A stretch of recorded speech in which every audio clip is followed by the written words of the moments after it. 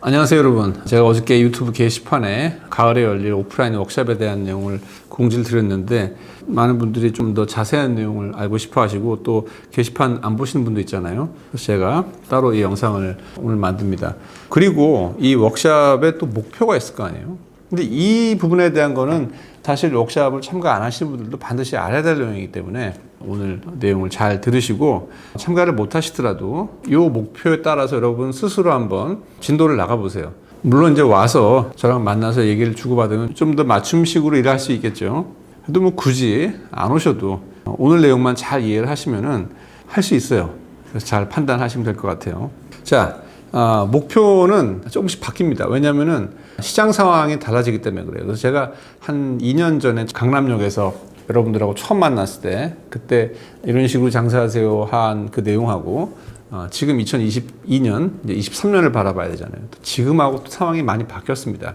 뭐 구매 대행도 2년 전하고 지금하고 완전히 딴 세상이 됐듯이 내 물건을 가지고 장사하는 이 사업도 옛날하고 많이 달라져요. 그래서 장사한 지가 뭐 20년, 30년 됐다. 그러면 장사에 대해서 다 아는 것 같아도 사실은 이 껍데기 부분이 계속 바뀌기 때문에 계속 공부를 해야 되는 거죠. 그런 입장에서 뭐 누가 초보다, 누가 중수다 뭐 이렇게 얘기할 수가 없어요. 장사를 2022년 지금 하는 사람들은 제가 봤을 때는 모두가 초보인 거죠.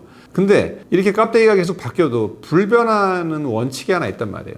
아무리 환경이 뭐 네이버에서 쿠팡으로 가고 뭐 오늘의 집 같은 버티컬이 생기고 또 오프라인에서 온라인으로 옮겨갔다 하더라도 절대 변하지 않는 그 핵심 진리가 있단 말이에요. 그거는 과거에도 마찬가지고 미래에도 마찬가지란 말이에요. 그리고 이 부분은 남한테 대행이 안 돼요. 직원이 있어도 그걸 직원이 대신 해주는 게 아니죠. 아무리 큰 회사를 하던 아니면 혼자 사업을 하든 간에 그거와 무관하게 이 장사의 본질에 대한 내용은 이 장사의 오너십을 가지고 있는 사장님 스스로가 알아야 되고 이해를 해야 되고 스스로 해내야 돼요. 그래서 그 내용이 도대체 뭐냐? 이 내용이 자본이라든지 장사에 투입하는 나의 어떤 여력에 따라서 좀 달라지긴 하죠. 근데 지금 이 영상을 보고 계시는 분들이라든지 이 워크숍에 참가하시는 분들은 제가 봤을 때는 이제 개인 셀러라고 봐야죠. 개인 셀러고 자본이 많지가 않고 자본이 많지가 않다는 거는 본인이 아무리 자본이 많다 그게 아니라 이 비즈니스에 투자할 정서적으로 또 물리적인 금액이 한 2천만 원 정도가 마음이 편하다. 이런 분들을 저는 보고 있는 거예요. 1,000 이하다? 뭐 괜찮아요. 근데 조금 두근두근 할 거예요. 그래서 한 2천 정도를 저는 이제 적정한 선이라고 보는 거고 한 2천만 원 정도 가지고 좀 안정적인 장사를 내가 일구고 싶다. 그리고 잘 되면은 이거를 나의 본업으로 삼고 이거를 점점 성장하고 싶다. 딱 요런 타겟이 제가 봤을 때는 적정한 거고 이 워크숍의 목표도 요런 케이스에 맞게 제가 고안을 하고 또 그런 분들을 위주로 모시고 진행을 한다. 그러면 요 케이스 개인 셀러고 한 2천 이하로 안정적인 장사를 하고 싶다. 아까 갖춰야 될 그 목적이 뭐냐, 그 지향점이 뭐냐, 그 코어의 내용이 뭐냐. 첫 번째, 제가 늘 반복하는 얘기지만 무조건 나만 파는 상품이 하나 있어야 돼요. 근데 이게 과거에는 내가 일정 이상 매출을 만들기 위해서는 이 상품 수가 많아야 되는데 지금은 그렇진 않아요. 하나만 있으면 돼요. 하나만 잘 터지면 매출이 뭐 몇천, 많게는 뭐 몇십억, 뭐 몇백억까지 하는 경우도 봤어요. 코니 그렇죠. 그 애기띠 그런 경우는 이제 여러 가지 아다리가 잘 맞는 경우긴 하지만 충분히 한 개만 잘 터져도 여러분들이 기대하는 그 이상의 매출을 얻을 수 있는 한계가 없단 말이에요, 지금은. 근데 이 한계가 터지는 게 단순하게 단발성으로 터지느냐 아니면 지속적으로 유지할 수 있느냐.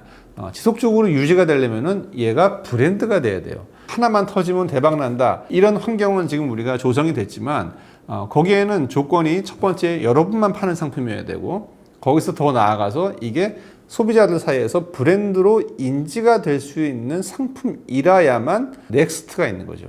하나만 터져가지고 그 다음에 없으면 어떡해요. 하나 터졌는데 이게 브랜드가 돼야지 그 다음에 2탄, 3탄이 런칭을 했을 때 소비자들이 이 여파로 그거를 사주는 거죠. 그래서 이 두 가지 조건을 여러분들이 만족을 시켜야 돼요. 이게 결국 이제 앵커 상품이란 건데 이 앵커 상품을 선정을 하는 게 사실은 이 워크숍의 제일 중요한 목적인 거죠. 그래서 워크숍을 참가를 하든 안 하든 간에 어쨌든 내가 장사를 해가지고 성공을 하려면, 특히 개인이라면은, 이게 큰 회사라면은 사실 이렇게 진하고 많이 터지고 브랜드가 될 상품이 없어도 돼요. 이런 게 없어도 중박자리, 소박자리를 여러 개 깔아놓고 장사를 볼륨감 있게 하면은 또 그것도 큰 회사가 될 수 있는데, 그러기 위해서는 이제 사실 시간하고 자본이 많이 투여가 되는 거죠. 근데 우리는 시간도 없고 빨리 성공을 작은 자본으로 해야 되기 때문에 그럴수록 더 진하고 크게 터질 수 있고 그게 브랜드로 인지될 수 있는 그 상품, 이 반드시 필요한 거죠. 대신 이게 한 개만 있으면 된다는 거죠. 한 개 혹은 얘 새끼들, 얘 파생들. 근데 아무리 매출이 많이 터져도 이게 소비자들 사이에서 브랜드로 인지가 될 수 있는 상품이 있고 아닌 게 있다고 그랬죠. 예를 들어 똑같은 홈데코를 하더라도 유리컵이다 그러면 사실 이게 아무리 잘 팔려도 거기에 붙은 라벨을 소비자들이 보고 싶지 않다는 거죠. 근데 어떤 특별한 화기다? 그럼 거기에 붙은 브랜드를 소비자들이 알고 싶어하고 기억하고 싶어 한다는 거죠. 그러니까 이거는 케이스 바이 케이스로 다 달라요.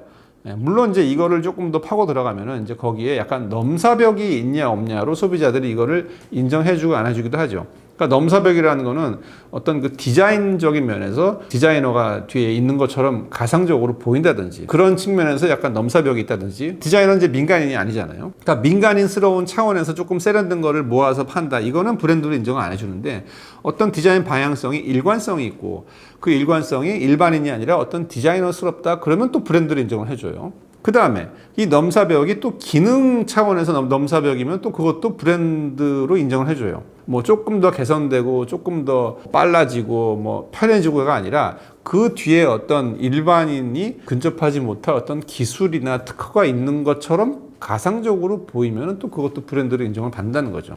그래서 이거는 이제 상품 하나하나 별로 시장 상황을 보면서 우리가 판단을 해야 돼요.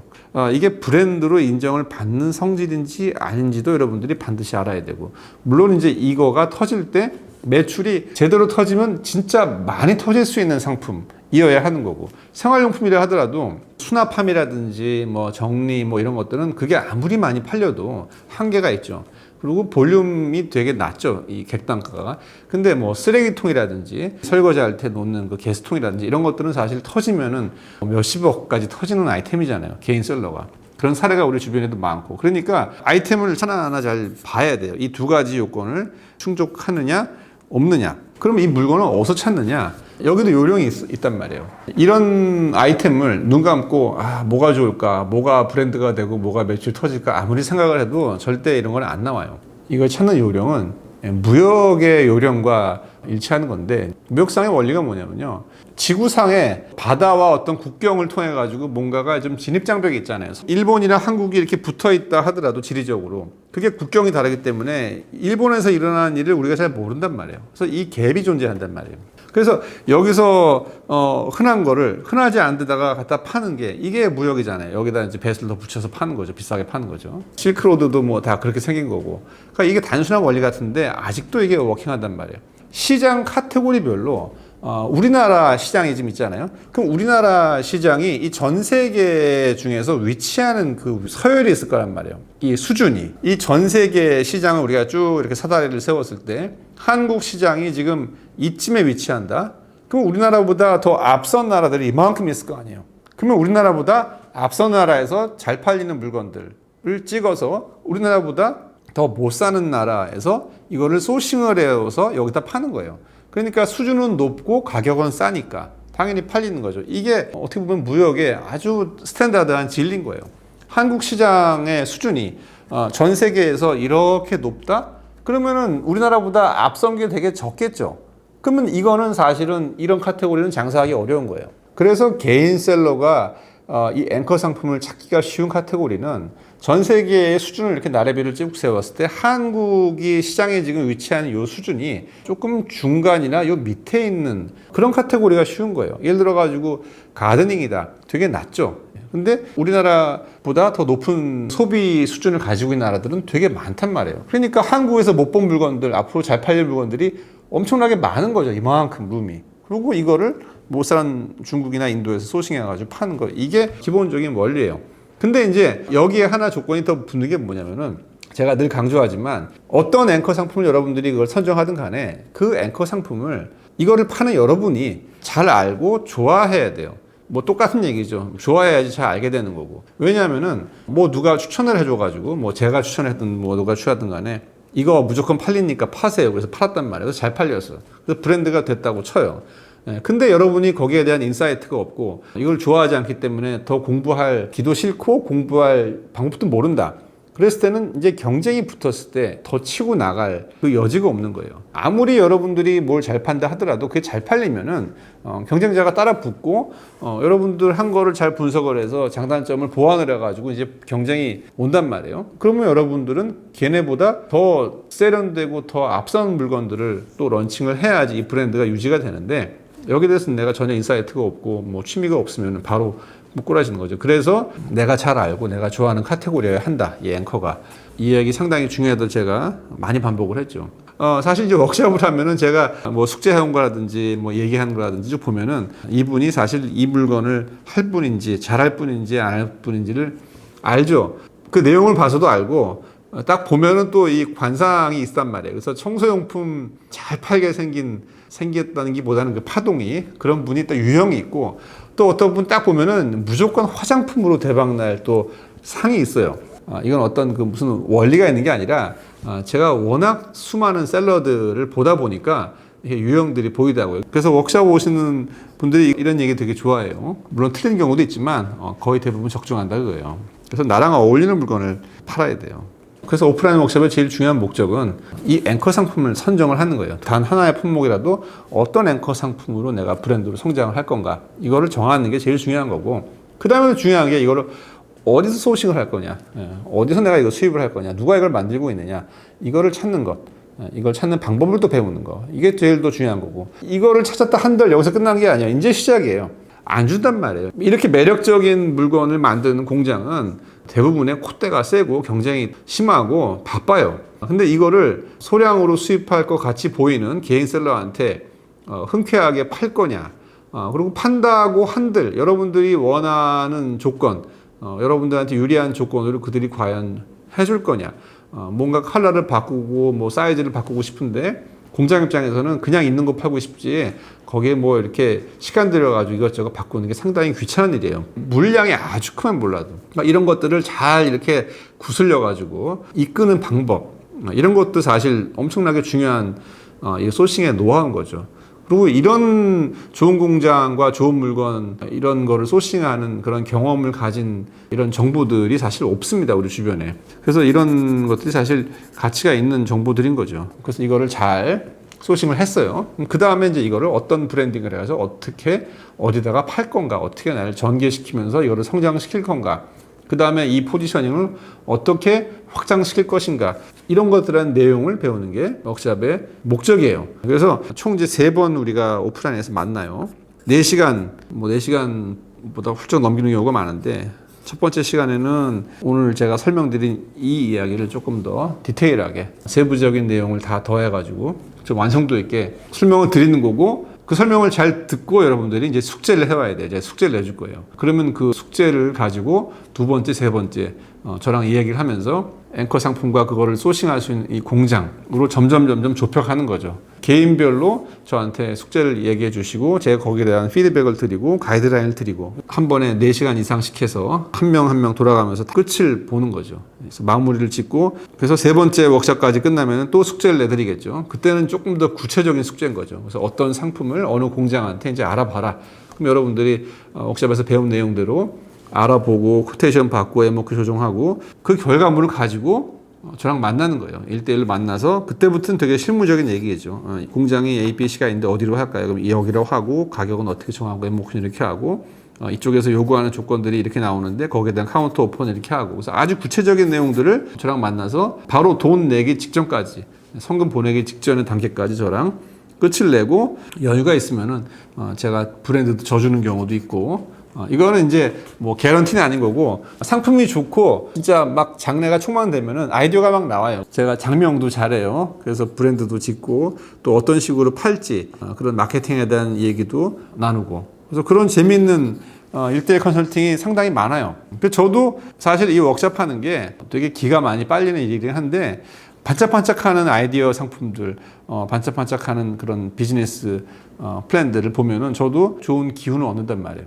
그래서 항상 잘 될 것 같은 일을 얘기하는 게 너무 재밌는 일이에요. 그래서 그 에너지가 사실 이 워크숍을 하는 제일 중요한 이유이기도 해요. 그래서 워크숍을 참가를 안 하시는 분들이라도 오늘 제가 설명드린 이 내용들을 잘 이해를 하시고 요거를 찾는 게 장사의 제일 중요한 목적이에요. 그리고 뭐 이런 소싱 방법이라든지 이런 소싱 이후에 어떻게 전개하는 이런 내용들은 뭐 온라인 창업 마스터 클래스 그 온라인 강의라든지 또 유튜브에 제가 많이 또 짬짬이 올렸으니까 그런 것들을 참조해서 혼자서도 충분히 한번 해보실 수 있을 것 같습니다. 물론 이제 오시면은 뭐 관상도 봐드리고 뭐 여러 가지로 좋겠죠. 근데 이제 시간이라든지 뭐 여러 가지 여건상 못 오시는 분들 많으니까 오늘 영상 잘 참조하셔가지고 나만의 브랜드를 무조건 만들어야 돼요.